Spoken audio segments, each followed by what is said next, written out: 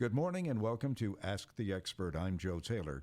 This morning, another in the ongoing series of programs presented by the Northwest Regional Key Program for Quality Early Learning. The program, through the Northwest Institute of Research, oversees a grant from the Office of Child Development and Early Learning at the Pennsylvania Department of Human Services and the Department of Education. The goal of the program is to improve the outcomes for young children as they prepare for school. John Poza from the Pennsylvania Key is the host of the program and is with us throughout the series. And John, I understand we have two people on the line this morning. Yes, we do, Joe. Good morning. We have Carrie Dinsmore and Christin Smith, and they're with us from Meadville today, and they're from the Meadville Children's Center, which is a Keystone Stars childcare and a pre-K counts provider in Crawford County. And they're here. They're going to be discussing their Community Innovation Zone project, and it's called Going Places. And it's an early learning mobile laboratory, which almost sounds very scientific, but I'm going to have them discuss this and welcome them. So welcome, guys, to the program. Thank you, John. Thanks. Good morning, John. Good morning. Well, you know, I've been working with you guys on this project and the planning for it under the first year, which we're just about to complete in your Community Innovation Zone project. So tell me a little bit about how the idea came up for Going Places and a little bit about the project when you were actually at the stages of applying to get this grant to do this. Okay. This is Carrie. Hi. So when we were planning the project, we had some insight that the funding might be coming down the road. So we had kind of started to brainstorm different ideas, and, we wanted something to be truly innovative for our community. We've both worked in the early childhood field, whether through WIC or within the preschool early learning setting, and so we've seen the different populations of folks. We also have children of our own that have gone through the Keystone Stars programming and have transitioned into formal schooling, and we kind of just knew that there could be some improvements. And from our own experiences and just kind of general impressions, we've kind of just gathered that there's just a lack of information for families. And I think that comes down to marketing dollars and those sorts of things because early childhood education is traditionally poorly funded. And we wanted to kind of do something big for our community. So we kind of had that information. We knew that our participation rates in whether we held an event or the school held an event, the participation rates were generally low, or that the same group of people were always coming to these events. We knew that kindergarten registration rates for Crawford County were an issue, and we knew that often people were registering last minute, if not the day of, for kindergarten, and we knew that that was affecting the teachers and the school's ability to prepare for their school year. We also knew that there's a lot of kids who just aren't keeping up with the curriculum in the school district. So, and I think that's proof with our PSSA scores and those sorts of things. So we had this information, and we're kind of extravagant folks. So we had an idea to just do a loud project and kind of promote early childhood education. And so that's kind of how the project came to life. The Mobile Learning Lab came from just an idea of what can we do that will appeal to children, that will make children come to the event rather than the parents. But when the kids come, the parents have to also come as well. So that's kind of how we came up with a Mobile Learning Lab idea. Just an idea where we could go out into the community and set up, have toys available, and kind of set up an early learning environment for kids to experience so that parents would see that and say, I want my child to be in that kind of programming, or I want to do these things at home for my child so that they are prepared for school. Yeah, and Christin, I know you've been heavily involved, and you're sort of like the family and child liaison on the project, and It takes a lot of coordination, and of course, you're partnering with the Crawford Central School District as well as with Laurel Technical Institute. Kind of talk to us about how that partnership is going, and for those folks who may not be familiar with what Laurel Technical Institute does, you may want to touch on them and their partnership and their role in the project.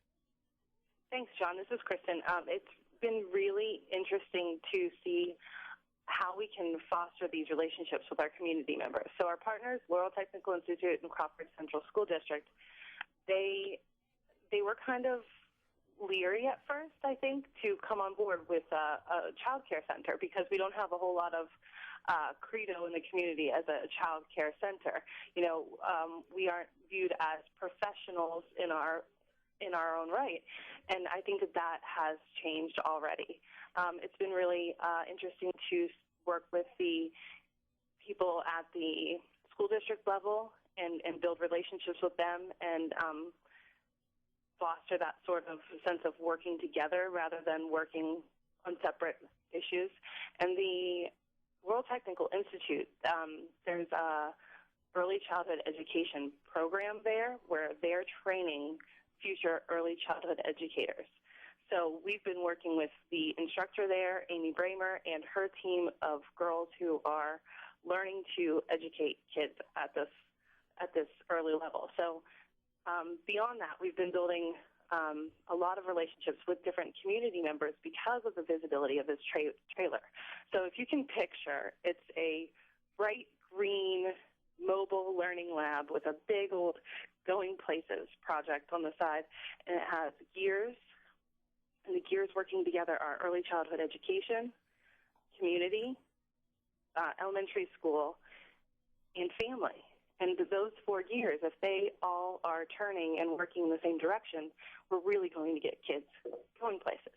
So this bright trailer has actually attracted a lot of different interest from community groups who also have the same aligned mission. It's been really neat to see how a tangible, bright, attractive trailer can kind of give a little bit of credo to early ed. Can I ask this? If I was standing, on the corner and the bright green trailer pulls up and I get inside the bright green trailer, what's inside the mobile learning lab? What do you have inside there?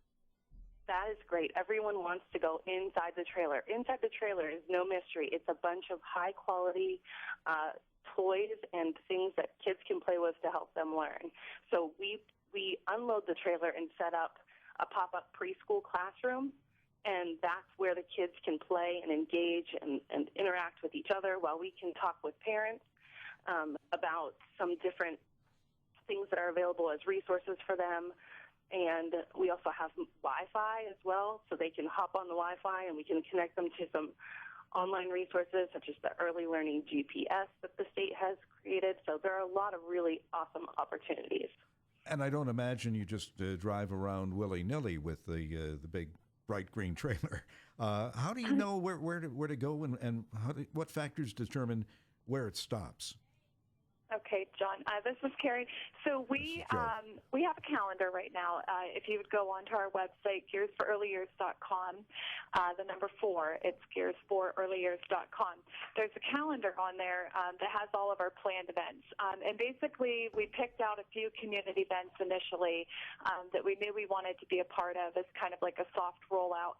And then as we've been going out into the community and making our connections, we've been adding events to that calendar. So as we've gone out and met different communities and spoken at different groups, we have been invited to do other things. So the calendar is kind of a living document, and it's been consistently updated. So some of the events we've done, we did a children's fair at the downtown mall. We're invited to participate in a celebration of Meadville event. We walked in the St. Patrick's Day Parade.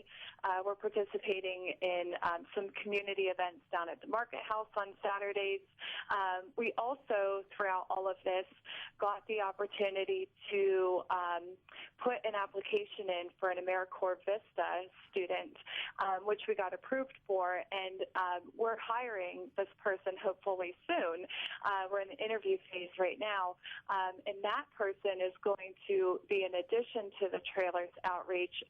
This person will go to the parks and different events and almost be like a literacy advocate, somebody who can just read books to kids and do extra activities for children and those sorts of things. So we're really hoping that beyond these scheduled community events, we'll have more time throughout the summer to just go to the parks and maybe stop there one day and read a book to the kids that are there.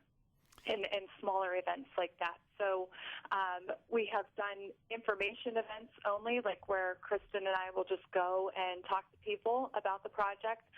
So it kind of really depends on who the audience is and what kind of event we're going to do that day. Right. And I just think it's just a great project because it's like, it's one of those things that we talk about a lot when you're having, you have an event at a particular location. You may not always attract the people, as many people as you want. And so it's the old adage that bring it to them, or build it and they will come, sort of thing.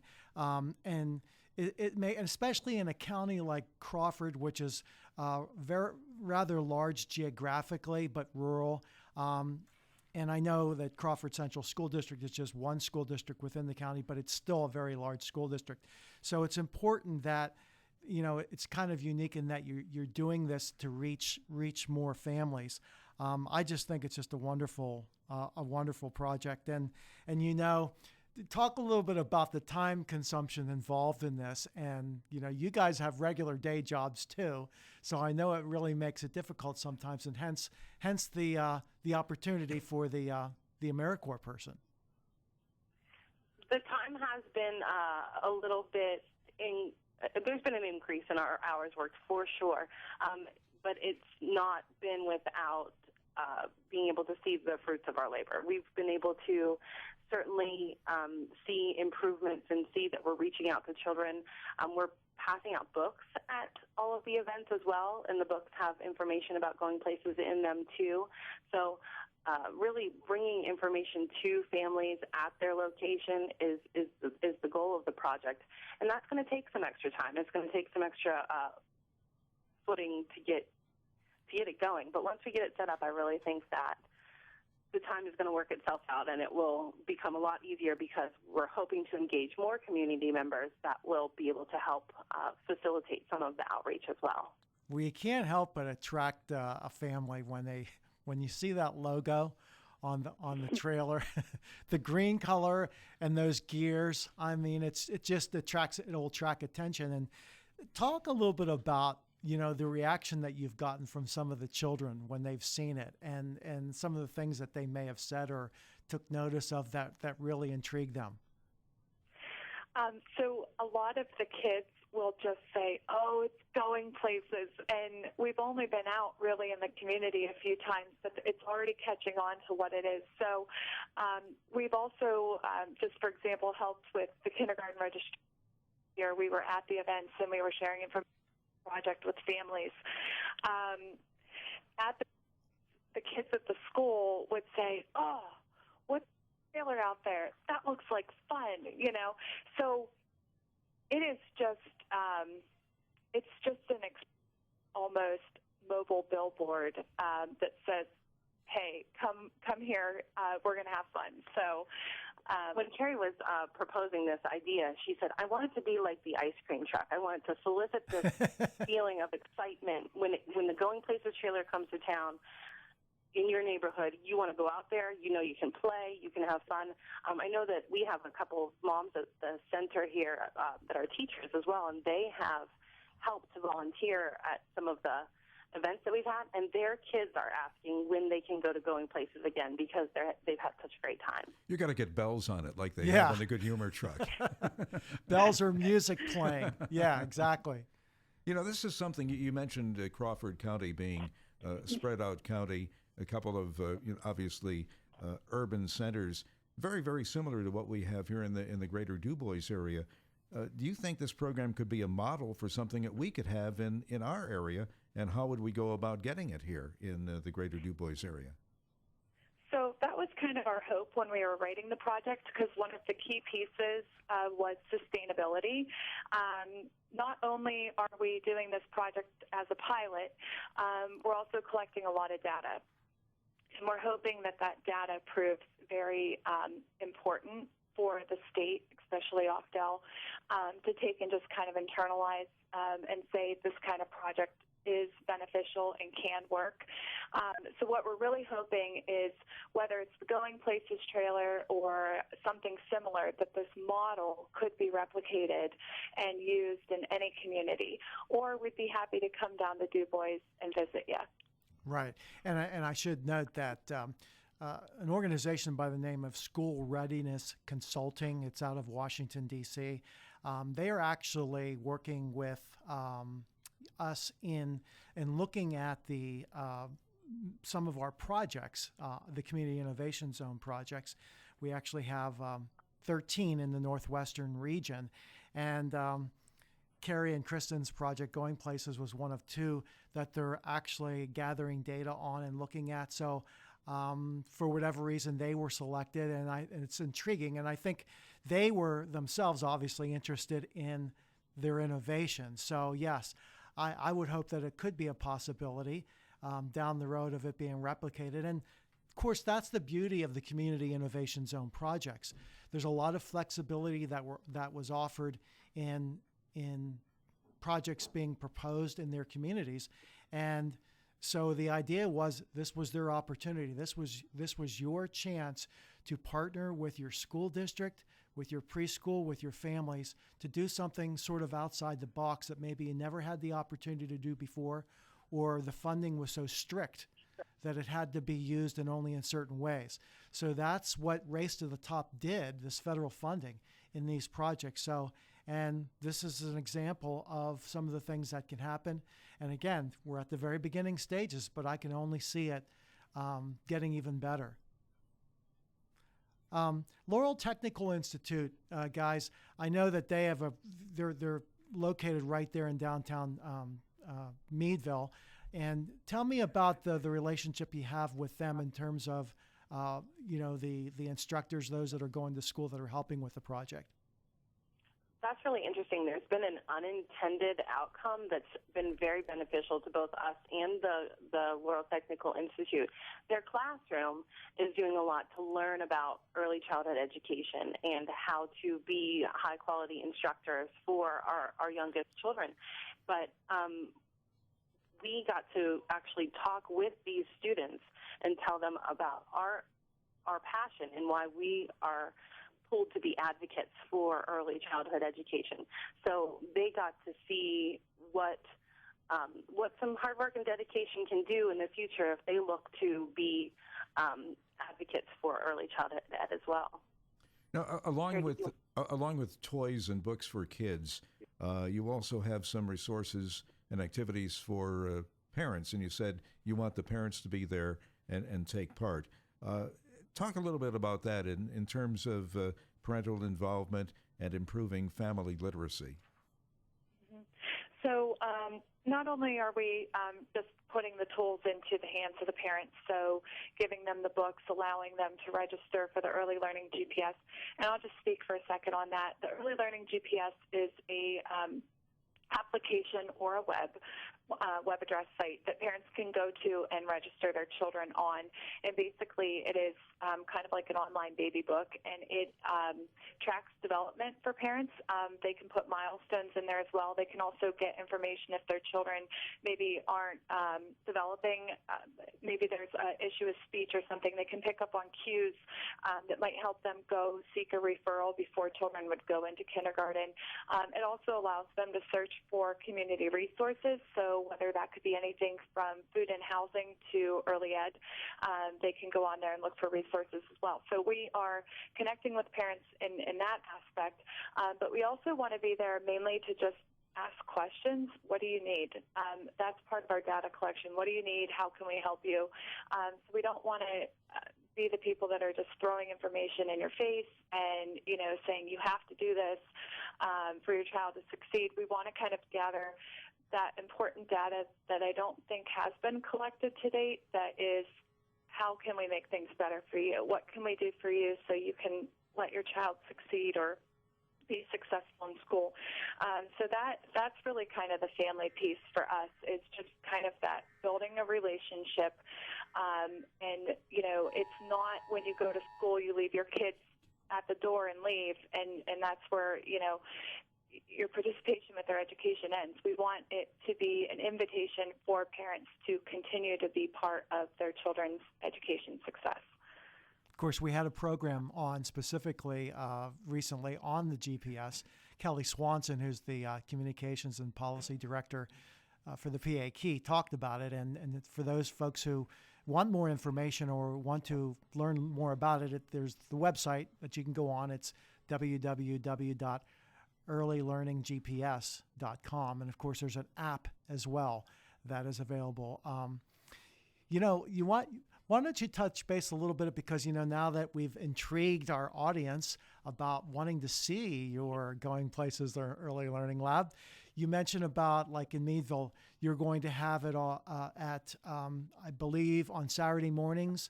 Can you talk a little bit about that, so that maybe if someone wants to investigate or come see it, where they can go? The second Saturday community markets are a wonderful family and community resource that we have here. They're every second Saturday from May through September.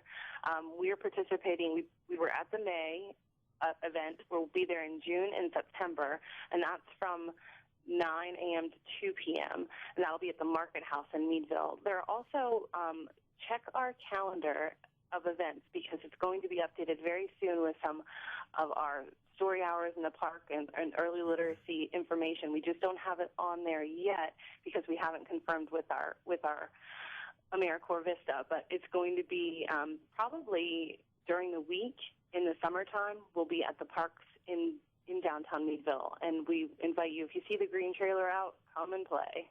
And what's the website again for Going Places? Years for the number 4 earlyyears.com. You can also find us on Facebook. A lot of our information is there as well. Okay.